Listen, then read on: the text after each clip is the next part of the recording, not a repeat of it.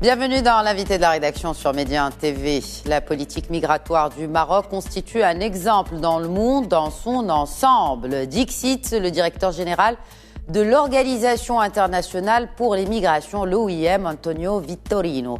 Une déclaration à l'issue de ses entretiens avec le ministre des Affaires étrangères, de la coopération africaine et des Marocains résidant à l'étranger, Nasser Bourita, et c'était en marge du 9e forum de l'Alliance des civilisations de l'ONU la semaine dernière à Fès. Et justement, nous avons quelques questions concernant l'avenir de cette coopération entre le Royaume du Maroc et l'OIM. Et c'est en compagnie d'un représentant de l'OIM au Maroc. Bienvenue Laura Palatini. Merci beaucoup pour l'invitation.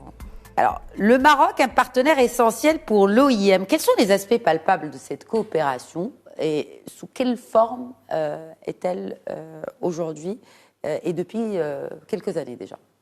Oui, l'OIM est ici au Maroc depuis un bon moment et depuis le début, la collaboration était très bonne. On travaille avec plusieurs ministères et ça, je crois que c'est important de souligner que même si avec la leadership du ministère des Affaires étrangères, du ministère de l'Intérieur, on a vraiment une coopération transversale avec plusieurs ministères, avec le ministère de la Santé, le ministère de l'Emploi. Donc, ça, selon vraiment le besoin des interventions précises, on a une collaboration très étroite avec les ministères compétents. Alors, quand on parle de ce genre d'intervention, juste pour rapprocher peut-être nos téléspectateurs de ce genre d'actions qui sont menées étroitement entre l'OIM et le gouvernement du Maroc à travers ces différents départements. Par exemple, si on prend le département de l'enseignement ou celui de l'emploi, quel genre d'actions sont menées? Alors, par rapport à l'emploi, on sait très bien qu'il y a beaucoup de Marocains qui cherchent de l'emploi, de possibilités meilleures de vie ailleurs. Et là, avec le ministère de l'Emploi, avec l'ANAPEC aussi, et en coopération avec le BIT, le Bureau international du travail, on est en train de travailler sur une nouvelle stratégie. C'est la stratégie nationale de mobilité professionnelle à l'international. Et c'est la première stratégie du gouvernement du Maroc par rapport à ces aspects-là. Donc, c'est le fruit, vraiment, le résultat d'une coopération, d'une collaboration qui a commencé déjà depuis des années. Et maintenant, on voit vraiment les résultats qu'on espère arrivera très bientôt. Et ce sont aussi, corrigez-moi si je me trompe, ce sont aussi les résultats de cet engagement du Maroc en tant que leader africain en matière de gestion migratoire. Il y a bien sûr cette stratégie nationale de l'immigration et l'asile. Et d'ailleurs, Sa Majesté le roi Mohamed VI a été le leader de l'Afrique dans son adoption de l'agenda africain de la migration. C'était déjà en 2018, il y a 4 ans déjà. En découla le pacte national pour des migrations surordonnées et régulières, adopté d'ailleurs par la communauté internationale. Donc ceci est la suite un peu logique de ces engagements-là, pris il y a à peine 4 ans, parce que ce sont quand même des stratégies à long terme, mais on commence à en voir, à en récolter les fruits. Oui, bien sûr. On a déjà, je crois que c'est très bien toujours de le rappeler, que sur la base de premier objectif du Pacte mondial pour l'immigration, l'accent donné sur l'importance des données. Le Maroc accueille maintenant l'Observatoire africain de migration de l'Union africaine, donnant vraiment un exemple très concret de l'engagement du Maroc sur l'importance donnée pour les données migratoires. C'est quelque chose de très concret et très important. Une autre chose que pour moi c'est vraiment exemplaire, c'est l'engagement au niveau de la santé. On vient de sortir, on espère, de la pandémie Covid. Et là, on a vraiment un exemple concret d'engagement du gouvernement avec le ministère de la Santé, le ministère de l'Intérieur, pour assurer que aussi les migrants irréguliers, donc les migrants qui n'ont pas le statut régulier dans les pays, ont eu la possibilité de bénéficier de de la vaccination au Covid. Alors, c'est intéressant que vous parliez des migrants, parce que il y a, vous savez, ce cliché et cette idée reçue, notamment en Europe, qu'il y a une immigration excessive en provenance de l'Afrique. Combien aujourd'hui de migrations issues de l'Afrique passent en Europe? C'est-à-dire l'essentiel de l'immigration, des mouvements migratoires africains se passe en Afrique même. Absolument. Oui, on parle de 80-85%. Oui, c'est tout à fait vrai. La grande majorité des mouvements migratoires est dans le continent africain. Il faut aussi se rappeler qu'un grand nombre de mouvements arrivent au même d'un pays, donc à l'interne d'un pays même. Et c'est quelque chose que pour l'Europe, c'est bien toujours de le souligner, que les chiffres des migrants qui arrivent en Europe ne sont pas tellement élevés si comparés aux chiffres de mouvements en général au sein du continent africain. Et d'ailleurs, le Maroc aujourd'hui s'est transformé par la force des choses d'un pays de transit à un pays de destination finale. Oui, je voudrais aussi rappeler que le Maroc est le premier pays champion au sein de Global Compact on Migration. Et là, c'est intéressant de voir comment il y a vraiment beaucoup de représentants de pays du continent africain, mais pas vraiment beaucoup de représentants européens. Et là, je crois qu'on devrait vraiment plaidoyer pour avoir plus de représentation du continent européen au sein d'une bonne gestion de la migration comme pays champion migration. Et là, le Maroc, oui, vous l'avez mentionné, c'est devenu un pays de destination. C'est un pays connu pour sa stabilité. Et donc, je crois que c'est naturel que les migrants essaient de trouver le moyen de s'intégrer dans cette société. C'est un pays qui continue à être un pays de migration et de transit, mais c'est absolument vrai que ça devient de plus en plus un pays de destination. Et c'est une étape clé dans le parcours migratoire du migrant. Oui. Bon, parmi les axes d'intervention de l'OIM au Maroc, il y a l'appui à la jeunesse. Vous avez parlé d'intégration. Quelles sont les actions menées dans ce sens en ce qui concerne d'abord la protection, parce que c'est l'un des axes, la protection à la résilience, mais aussi l'appui à la jeunesse? Appui à la jeunesse, pour nous, c'est très important. Et ça, ce sont des actions qu'on a, pour le moment, sont actives dans le nord du pays, donc dans la région de Tanger-Tétouan et l'Hoceima. Là, on arrive vraiment à toucher les jeunes qui sont un peu exclus du parcours de l'éducation ou de l'accès à l'emploi. Et là, avec un modèle d'intégration très spécifique, on a réussi vraiment à assurer une inclusion aussi, en travaillant sur la formation personnelle pour assurer que la personne arrive à trouver sa place dans la communauté, dans sa société. Et ça, c'est un travail très, très important que mes collègues continuent à faire dans le nord du pays.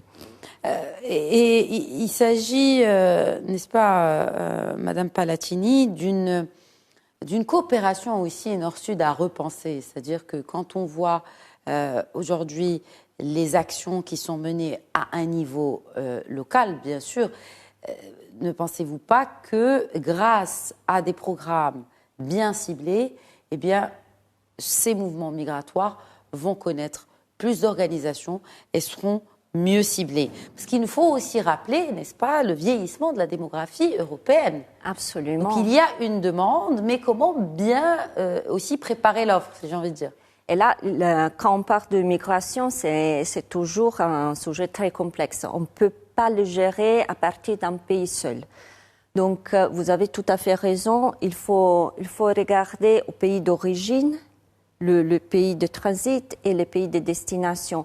Il faut vraiment avoir une optique très, très large pour mieux comprendre et mieux gérer les migrations.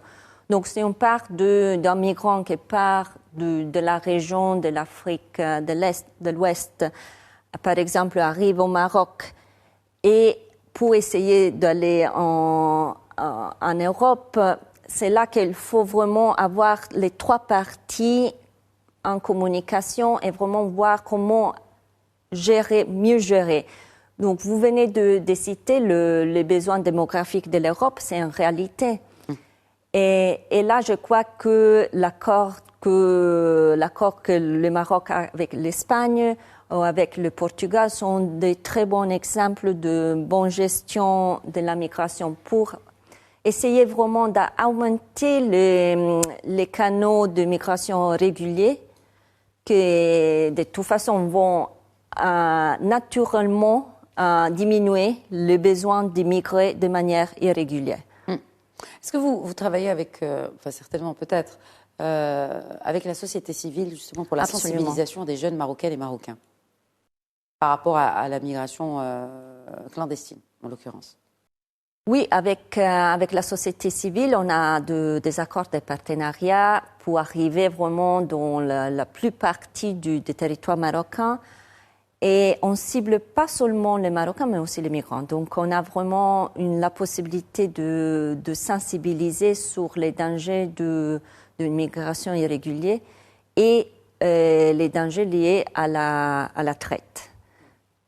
Donc, oui, on est présent dans plusieurs villes, notamment à Marrakech, à Fès, à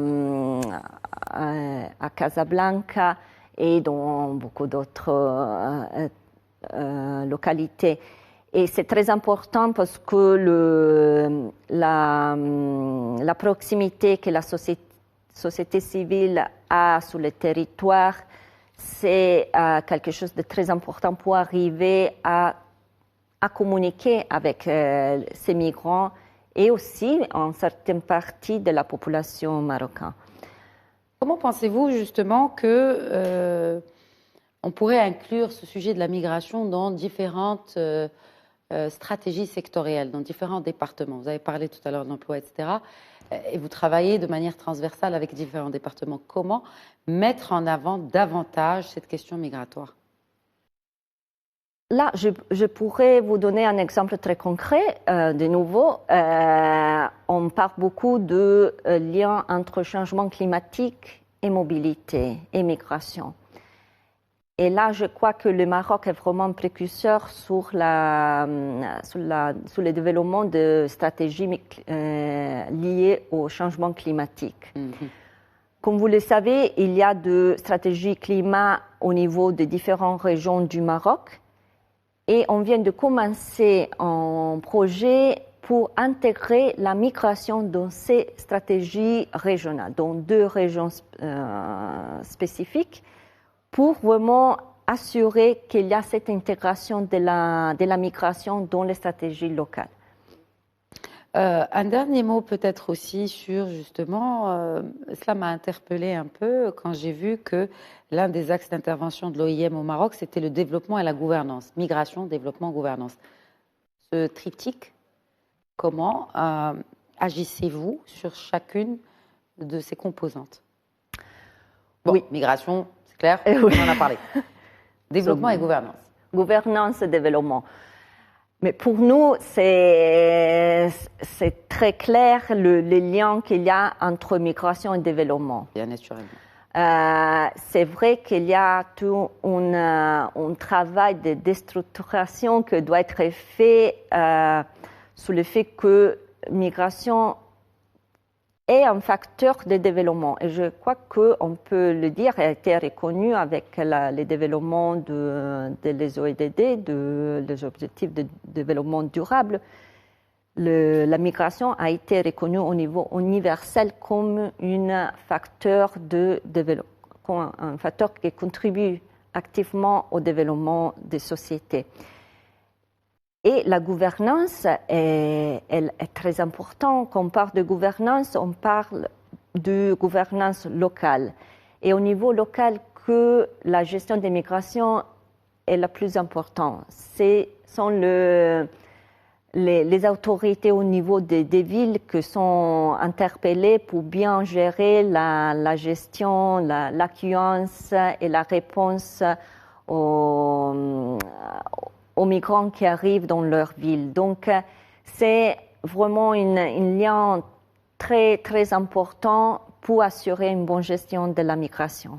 Laura Palatini, un dernier mot et sur les perspectives d'avenir, sur les actions futures pour justement asseoir et confirmer ce partenariat excellent entre le Maroc et l'OIM que vous représentez ici.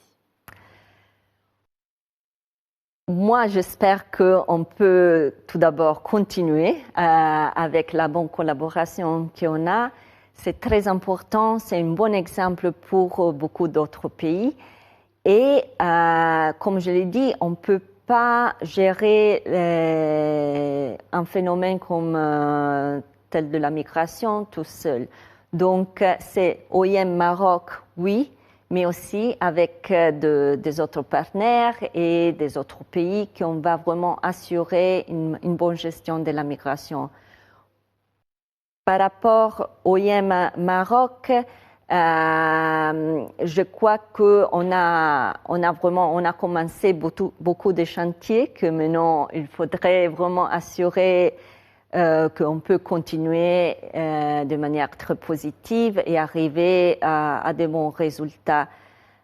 Je parle par exemple aussi de l'effort courant que le Maroc a commencé pour l'universalisation de la couverture sociale. Là, avec le CNDH et avec l'ACR, on va essayer vraiment d'assurer que les étrangers sont ici aussi inclus dans cet effort. Naturellement, et c'est justement cet effort inclusif que le Maroc a entamé depuis qu'il a mis en place sa stratégie de la migration et de gestion migratoire, sa stratégie nationale d'immigration et de l'asile. Merci beaucoup, Laura Palatini, représentante de l'OIM au Maroc. Merci d'avoir répondu à nos questions. Merci à vous, merci beaucoup. Très bonne suite des programmes sur notre antenne.